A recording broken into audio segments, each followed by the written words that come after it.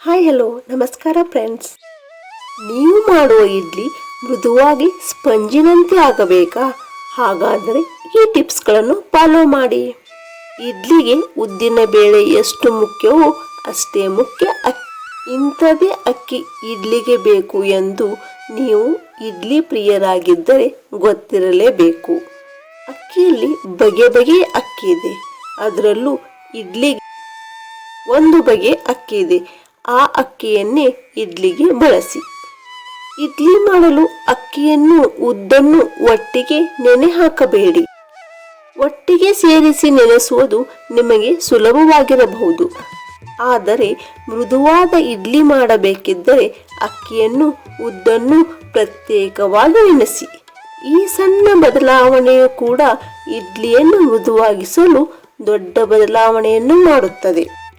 ಏಕೆಂದರೆ ಉದ್ದಿಗೂ ಅಕ್ಕಿಗೂ ನೆನೆಯಲು ಬೇರೆ ಬೇರೆಯದೇ ಆದ ಸಮಯ ಹಾಗೂ ನೀರಿನ ಪ್ರಮಾಣ ಬೇಕು. ಮೃದುವಾದ ಇಡ್ಲಿ ಆಗಬೇಕೆಂದರೆ ಹಿಟ್ಟು ಸರಿಯಾಗಿ ಹುಡಿ ಬರುವುದು ಅತ್ಯಂತ ಅವಶ್ಯಕ. ಬೆಳಿಗ್ಗೆ ತಿಂಡಿಗೆ ಇಡ್ಲಿ ಮಾಡುವ ಯೋಚನೆ ಇದ್ದರೆ ರಾತ್ರಿಯೇ ಹಿಟ್ಟು ರುಬ್ಬಿಟ್ಟುಕೊಳ್ಳಿ. ಹುಳಿ ಬರಲು ಹಾಗೆಯೇ ಹೊರಗೆ ಸಾಮಾನ್ಯ ಉಷ್ಣತೆಯಲ್ಲಿಡುವುದು ಒಳ್ಳೆಯದು. ಹಿಟ್ಟೇನೋ ಪರ್ಫೆಕ್ಟ್ ಆಗಿ ರೆಡಿ ಆಯಿತು ನಿಜ. ಆದರೆ ಇಡ್ಲಿ ತಟ್ಟೆಗೆ ಹಾಕುವ ಮೊದಲು ತುಂಬಿ ತುಳುಕುವಷ್ಟು ಹಿಟ್ಟು ಸುರಿಯಬೇಡಿ. ಕೊಂಚ ಉಬ್ಬಲು ಜಾಗ ಬಿಡಿ. ಅಂದರೆ ಪ್ರತಿ ಇಡ್ಲಿಯ ಕುಳಿಯ ಮುಕ್ಕಾಲು ತುಂಬುವಷ್ಟು ಹಿಟ್ಟನ್ನು ಹಾಕಿ.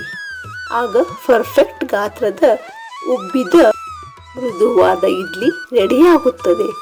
ಅಷ್ಟೇ ಅಲ್ಲ, ಇಡ್ಲಿ ಹಿಟ್ಟನ್ನು ಹಾಕುವ ಮೊದಲು ತಟ್ಟೆಗೆ ಎಣ್ಣೆ ಸವರುವುದನ್ನು ಮರೆಯಬೇಡಿ. ಪರ್ಫೆಕ್ಟ್ ಆಗಿ ಇಡ್ಲಿ ಮಾಡಲು ಮೊದಲನೇ ಸಲ ಸಾಧ್ಯವಾಗುವುದಿಲ್ಲ ನಿಜ. ಆದರೆ ಈ ಎಲ್ಲ ವಿಚಾರಗಳನ್ನು ಒಂದೊಂದಾಗಿಯೇ ನೆನಪಿಟ್ಟುಕೊಂಡು ಮಾಡಿದರೆ ಕೆಲ ಪ್ರಯತ್ನಗಳ ನಂತರ ಪರ್ಫೆಕ್ಟ್ ಆದ ಇಡ್ಲಿ ತಯಾರಾಗುತ್ತದೆ.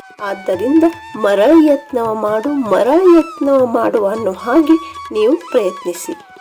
ಸ್ನೇಹಿತರೆ, ಈ ಮಾಹಿತಿ ನಿಮಗೆ ಇಷ್ಟವಾದರೆ ಒಂದು ಲೈಕ್ ಮಾಡಿ, ಮರೆಯದೇ ನಮ್ಮ ಚಾನಲನ್ನು ಸಬ್ಸ್ಕ್ರೈಬ್ ಮಾಡಿ.